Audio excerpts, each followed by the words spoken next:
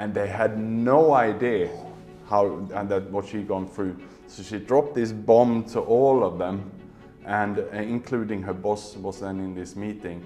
And after this, and this was during the pandemic when we had a circuit breaker here basically, and after what happened was that the team completely got together. They had the most beautiful open landscape.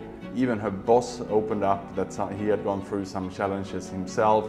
The team would share when they had issues. Now they have an open door policy. She feels more engaged with the team than ever before. Why? Because she dared to be vulnerable with her team for the first time in her life.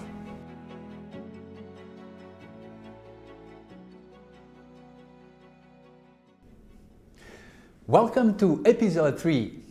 Today I have the pleasure to talk to Nick Jonsson, who is the co-founder and managing director of one of Asia's premier networking organizations, Executive Global Network. This is a confidential peer group network consisting of more than 600 senior executives and business owners. He is also a #1 international best-selling author with his book Executive Loneliness, and he's an Ironman top 1% world athlete. How cool is that? Nick, I'm so excited to have you in the podcast. Welcome. Thank you so much, Rodrigo, for inviting me. I'm looking forward to our conversation. Very good. Okay, so let's get to know Nick. So tell me about your background, about your story. Well, I was born in Sweden, but back in the 90s I wanted to improve my English and I moved to Australia to study. And actually since then I never moved back to Sweden, so you can say that I'm still on the road since then. I later on moved to Asia, and I worked the last sort of 16, 17 years in mainly Thailand, Vietnam, Indonesia, and almost for the last 5 years in Singapore. And in a short snapshot, I worked my way up to general manager positions. But then these days my life is quite different, where I'm the founder and more of an entrepreneur running EGN in Singapore. Very good. Okay, so you've been focusing on a topic which it's so important today, which is executive loneliness. Tell us about what it is and what is the situation today. Well, it's a topic that is close to my heart, perhaps a little bit too close to my heart. I had first-hand experience when I went through, should you say, perhaps a 40 years crisis a few years ago. I went through a divorce, resigned from a job, so I had to learn first-handed what it was to go through loneliness. And that is what I then experienced, that I wasn't alone to go through these feelings. And especially in the workplace, many times you can feel isolated. As a general manager, I perhaps didn't integrate well enough with the teams, and I isolated myself, which many do. And then I became very lonely. So that is what I then explored with the term executive loneliness. And give us some more background. What is this? Give us some, if you have some stats to tell. What is the problem today? What is it? Well, as I started then to research more into the topic, I actually did a survey, and I did a survey in Singapore of senior executives especially, where I wanted to see how lonely they felt in their roles. And the findings in the first survey in 2019 showed that 30% felt lonely in the jobs. And then we redid this survey during the pandemic in 2020, and then it had doubled. So that's a quite remarkable change. And then also there was some stats that there's many people, they go through that, but they don't ask for help. Right? That's right. Due to the stigma, so if you are not feeling well and you feel isolated, you naturally think that you're the leader, you're supposed to run this team. So who am I to go and complain about this or explain how I'm feeling? So naturally many people keep these feelings inside themselves. They don't take it to someone. They're scared that if I tell my boss or my HR, maybe I will not be up for the next promotion. Maybe they start worry about me. And therefore, so about 75% will naturally keep it for themselves. Well, so you experienced, and you touched a little bit more, but tell us about what happened with you. I think it was in 2014, 2015. You also went to a difficult moment. If you can share more about that moment. Sure, I was then in Indonesia in quite a big role in a medical company there as a deputy general manager, one of the biggest firms in the field in Indonesia. And yeah, I was doing a good job, I was delivering and everything, but it was a lot of challenges and issues that I went home with in the evening that I didn't discuss with someone. And instead of addressing it head on, either perhaps talking to someone in the company or perhaps getting a mentor or a coach or someone to support me with it outside of work, I kept it for myself, and it went as far as I couldn't cope with it anymore, and I basically resigned from my job, to the shock and surprise of everyone, who then said, Nick, well, you're delivering so well, can we move you to Dubai, can we move you to US, we will find a role for you, because they thought that naturally, well, it's in Jakarta, expats sometimes don't like it, they thought the traffic or something was wrong. But at this stage, it has gone so far, it's been so much on my mind that I just couldn't think of any solutions anymore, because I all kept it internally. So how did you feel? What happened? Well, what happened then, because I felt sick at work, I also brought this home, I felt sick at home. It led to also my divorce. I had been married for 13 years and I didn't really know who I was anymore. I lost the feelings about myself, the connection to myself. And with that, if you don't have connection and health internally, you have a big problem to connect with other people.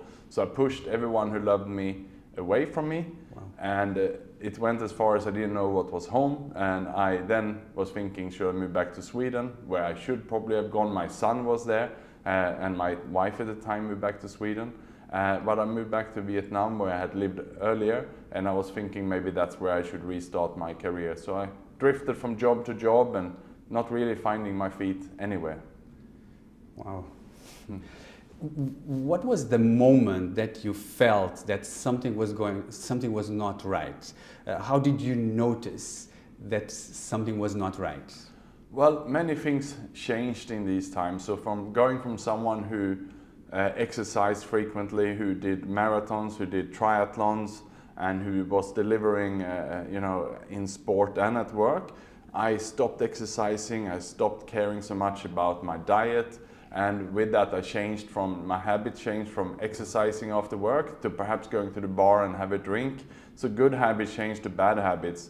And when you change the habits from going to the gym or going for a jog with your local running club into finding your friends in the bar and have a drink, then naturally you come back to those friends the next night for another drink. And that was a process what happened for me over 1 or 2 years there, when I changed then not only my habits but my friends and the people I surrounded with. And with that, I was step by step brought down. I gained a lot of weight to the point where I didn't exercise almost at all, if I'm looking at 2016, and that was when I really lost my health. Yeah. What was your lowest point? So in 2018, I was so sick that I realized that I didn't know what I could do. And I lived then in Vietnam, and with the medical system there not being set up perhaps for foreigners and the language barriers, I started to look for psychologists, I started to look for help, but I couldn't really find any help. I asked around, people didn't know it. The concept even of asking for help, that didn't really exist. So I just forgot about it, and I just went instead on with my life. And it went so bad that I wanted to change. And I wanted to move back to where I lived earlier, perhaps Australia, Europe, or Singapore, because I knew that this is a modern country, help is available, and I was hoping that I could get some support. So that drove me to then getting the move from Vietnam to Singapore with EGN at the time. And if I'm looking back in April, May 2018, I reached my lowest point. I had then written my will, my testament, because I thought, or was pretty sure, that life was over. I wasn't suicidal, but you could say that you are almost on a suicide mission when you're abusing alcohol to the way I did it at the time, or drugs for that matter. So I realized that I probably don't have much more to go, so I want to clean up everything. I want to make sure that things are right should I leave, which is a tendency of people who actually are suicidal to do these kind of matters. So that's the space I was in, and with that came a complete surrender. Yeah. Wow. Wow, really, thank you for sharing that. And so you spoke with many people that went through the same. what have you saw as patterns? How people feel, like not just you, but generally, what has been like the feelings that people normally feel when they are in that situation? Well, it tend to be that they've lost the confidence in themselves and the connection in themselves. And I'm interviewing one lady in the book, a lady in the banking industry who worked her way up to managing director. And when I interviewed her the first time, she basically gave me a straightforward interview. She didn't really reveal a lot. But she sent me a message a few days later and said, "Nick, can we meet for a coffee? I want to share something more."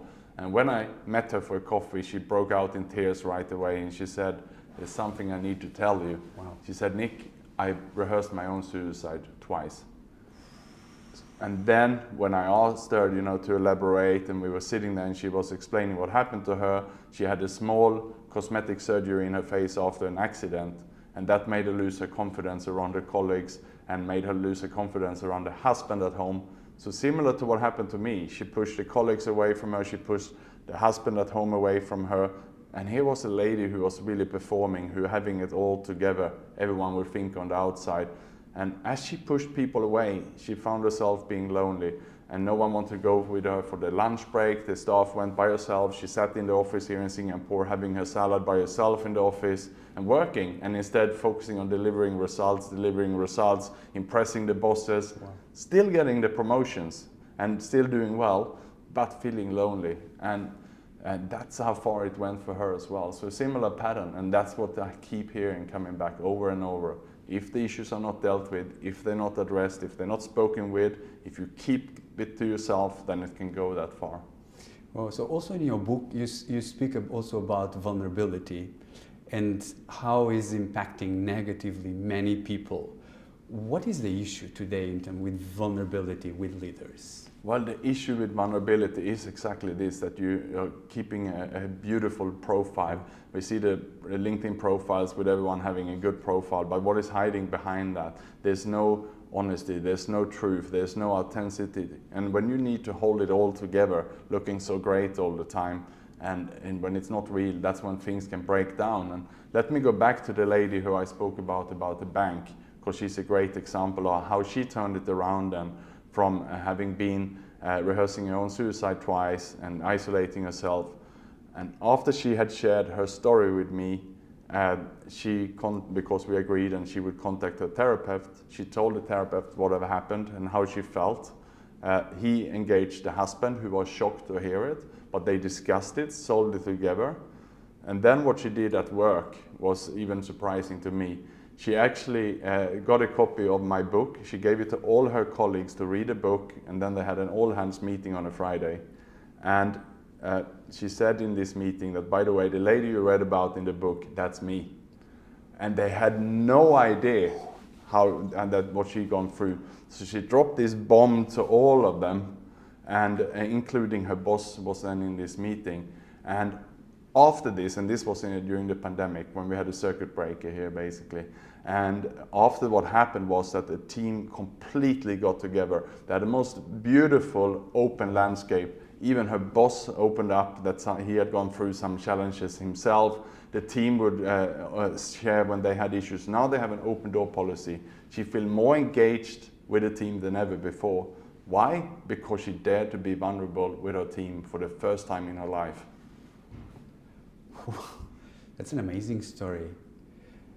But you have also another story that had an impact on you, it impacted you deeply, that you mentioned in your book, which was what happened with your friend, right? Can you tell us about that story and how it impacted you, and going maybe to dedicate your life to work on this? Yes, so the book is actually dedicated to Simon Graves, who died in suicide in 2019.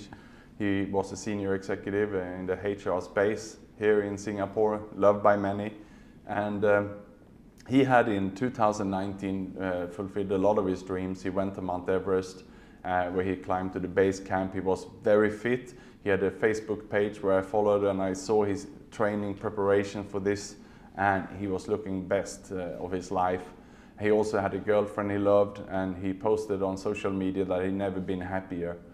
So here was a man living the full life, really exploring everything. I had discussed with him and invited him to give a talk to the EGN members on the future of work, which was his space.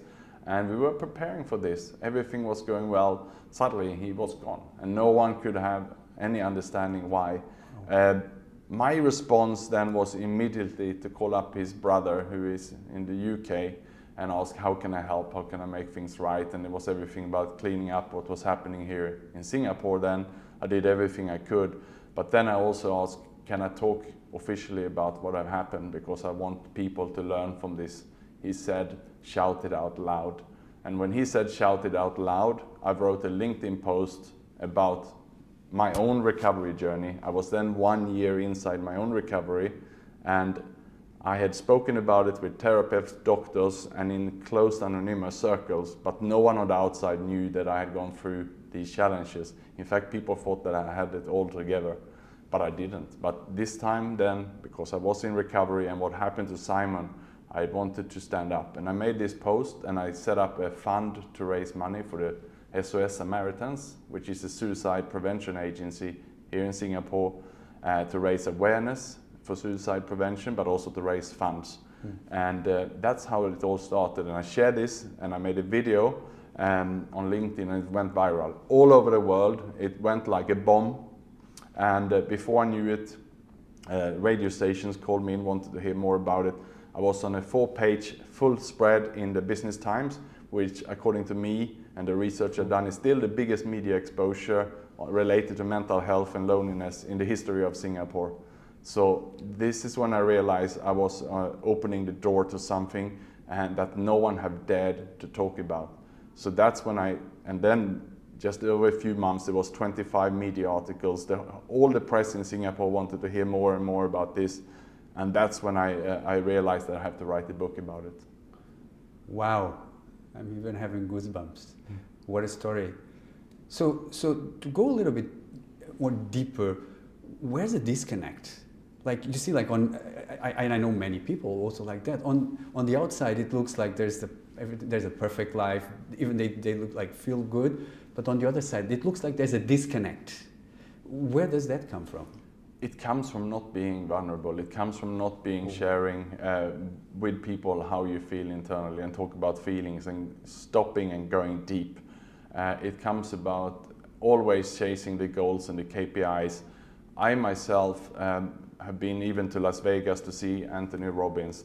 I was personally involved in Vietnam to fly in Brian Tracy, Nick, the gentleman, no arms, no legs, all these motivational gurus I've been passionate about, read every book about them, followed the audiobook, programmed my brain to set up the KPIs and goal orientation and grab it. That was my motto. At university, I looked at the number 2 in the class as the first loser. And I said, well, you should approach studies and work like you approach sport. If you see the final in the World Cup or in Olympics, the number 2 is standing there crying. So why don't we address our studies or our work like that? That was my winning motto. So if you attack life hard like that, you reach the top, but it can be a quite lonely journey. So that is the challenges, and I was just hitting targets and getting the promotions, reaching everything I wanted. Wow. Okay, so now let's move. We understood I think it was very clear. Now we understood what is the issue, the context, and some stories. So now let's move into more about solution. And I mean, it's so amazing to see your story, how you went from the place where you are now. So let's start by understanding, when was the moment that you really felt something shifted in you in order to start coming into another direction, a more positive direction? Remember that moment? What was that moment? Yes, if I take you back to 2018, when I had moved to Singapore a few months, when I was lying in my bed and I thought life was over and I've written my testament, my will, I decided to then tell my new wife, who I just married 3 weeks earlier, and I told her how I felt, and she started immediately coming to solution mode.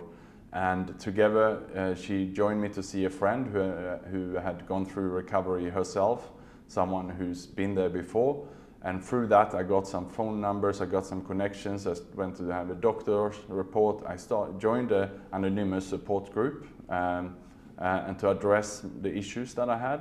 And then the switch came basically within 24 hours. It was like a completely on and off switch. And of course I was still very sick, my body was broken down, but I got something, and that was hope. I got hope by just opening up, and by start talking to some people, it was very, very fast. Wow. So that was the beginning. That was the beginning of the journey, so that you start building and starting connecting with yourself, and that made you come here. So then you wrote the book. So maybe you can tell us about a bit about the book. What is it the book about? Well, if we go back to Simon's story there, so it's dedicated to him. So it's really the purpose of the book is to raise awareness about this topic. That it's okay to talk about it. Life is up and down. We all have our good times and bad times, and we need to talk about both. And we need to talk about our feelings with our friends, our colleagues, and that is ultimately what it's about. But the purpose of the book is also to be a guidebook for people. So perhaps not everyone is as lucky and blessed as me, to then have managed to find a new wife when you're sick, and to tell that person, and to that person also help you. That's when probably it goes in down south and bad. If people are in the shape I was, and given up hope on everything, and if you don't have someone to talk to how to do it, then that can be a trouble. So my book is also a step-by-step approach for people to help them. Very good. So maybe let's now understand your journey, how the full journey, because in your book you talk about there's like 5 steps that people, when they are in that situation, what they can do in order to come out of that and to thrive, right? So maybe let's understand what are the 5 steps, right? So the first one that you spoke is about taking stock. Yes. Can you tell us about what it is? Yes, so the first step then, taking stock, is, and if we look at a shop, if you're a business owner and you're selling items, you normally once a month, once a quarter, once a year you have a stock take. You look at the inventory and you look what's there. And I believe that as human beings we need to do the same. We need to be honest with ourselves, maybe on a piece of paper or a spreadsheet where we write down the things that are going on in our life and be brutally honest. If we are overweight, if we are abusing alcohol or drugs, or if we have a gambling problem, if we have broken relationships with people, we need to write all of that down. And it can be done perhaps by yourself or with a mentor, a coach, or in my case, because I joined a support group, I was given a sponsor, someone who's done it before, who took me through and helped me and held me accountable to put down that sheet. And that was the first time in my life when I've been really brutally honest with myself and done this stock take. Wow. Okay, so that's the first one. So then the second, and you said it's about asking for help. Yes, so once you have that list, it's about looking at where can I take every item in here? Who can I ask for this help? In my case then, I realized that I need to get a lot of help. So with my fitness, I got a fitness coach to help me. And with diet, I got a nutritionist. And for my relationships and stuff, I was working with various experts to address everything head on. So it was about asking for help. And in my book also I elaborate more about this. There's helplines, there's phone numbers in the book for people to call. And what is your suggestion for if someone is going through a tough time, asking for help? Maybe sometimes it can be hard to ask, or a coach, or like, what is something small that people can do in order to ask for help? Who they can start? Well, many times it's just about opening your mouth, because once you speak something out, you already perhaps have the solution yourself. It's when you keep silent and keep it inside that it is the major problem. So it doesn't really matter who it is. It can be anyone. There's so many anonymous support groups to join in every city in the world, also in Singapore or anywhere in Asia. They are in the book, some of them, but otherwise in Google you find them. But there must be someone. Everyone can join those, but if you have a friend, a family member, someone at all who cares, you can always talk to them and just start the process. And so the third step, it's about getting healthy. Yes, so in my case, as I said, my health had gone down. I lost appetite for exercise and diet and all this. And I think if we're going through a challenging journey and you're in recovery, you got to look after your body and get it back in shape, because it's all linked, right? The body and the feelings and everything. So that is first before you can address external things and so on. I believe we need to get that in shape, and especially many times people had abused drugs, alcohol, or anything like that. So it's about addressing that. So that's what I did. I removed the alcohol and got myself really fit again. And then the next step, you speak, it's about building the relationships, right? Yes, and this is something also I found out when I interviewed people for the book, is that what happens, because if people have been sick and lonely, they've isolated themselves, they push people away, and there will be a lot of relationships that are broken with colleagues, friends, family members.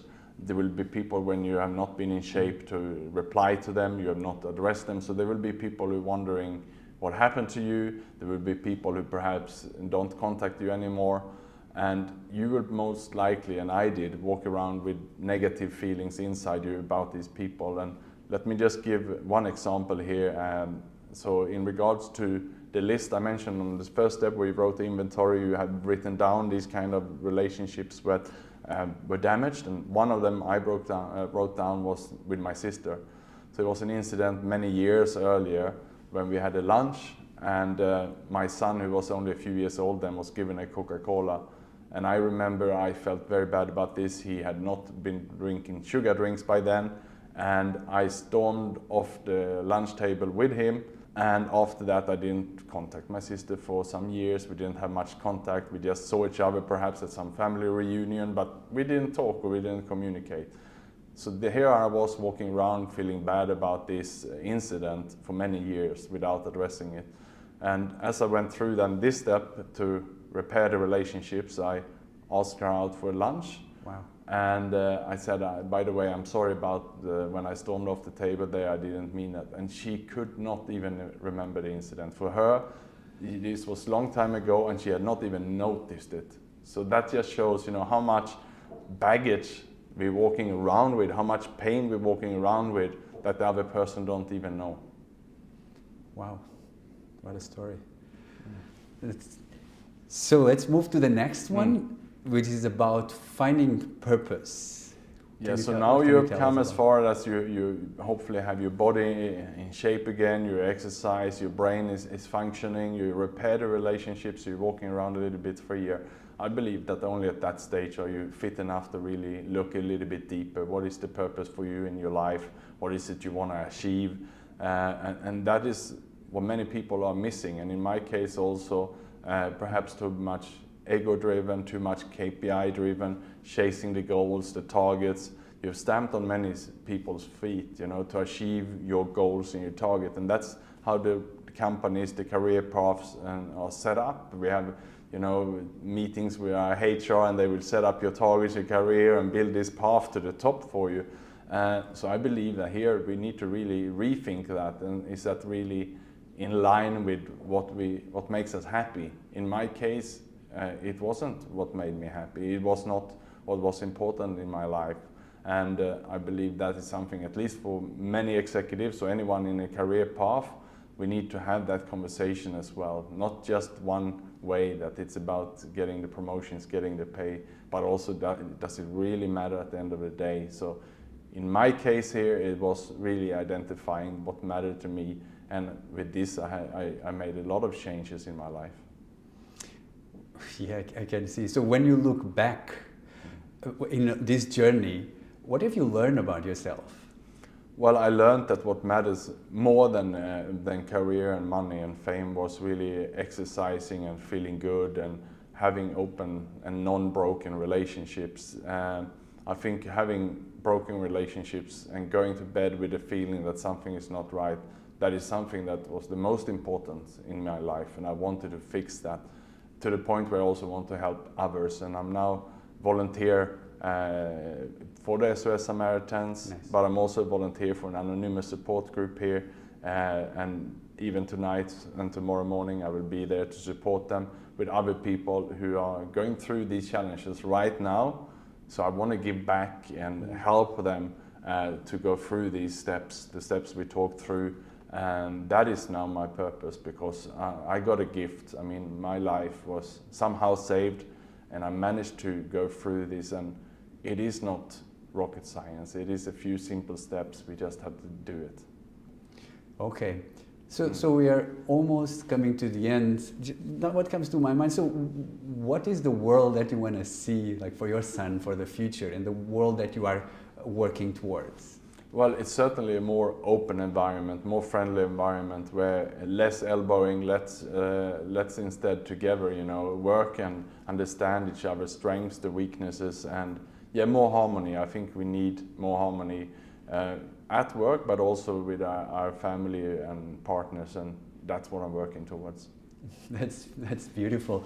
So now the final question is, so we talk about performance, about high performance, and leaders, they're going to go into, there's going to be the next few years, there's going to be a lot of uncertainty. And I would like to ask you, I'm going to take you 10 years ahead. What is something that leaders need to start doing now that will help them in the future, but maybe they are not even thinking, or not many people are aware of? Well, I believe it's about what we're talking about today. It's about daring to be vulnerable and being transparent, and talking more and build more closer relationship with our teams. And we need to not only talk about, as I said, the KPIs and target, but also the feelings and so on.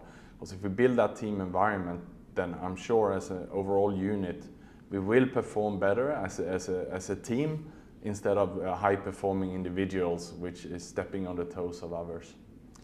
Love it. Nick, it's been so good. First, I want to appreciate, one, your vulnerability, your authenticity, but also it's very inspiring, the work that you're now doing, helping others. So, thank you for that. Thank you for being here, and just keep going. Thank you so much, Rodrigo. I really valued and appreciate the conversation.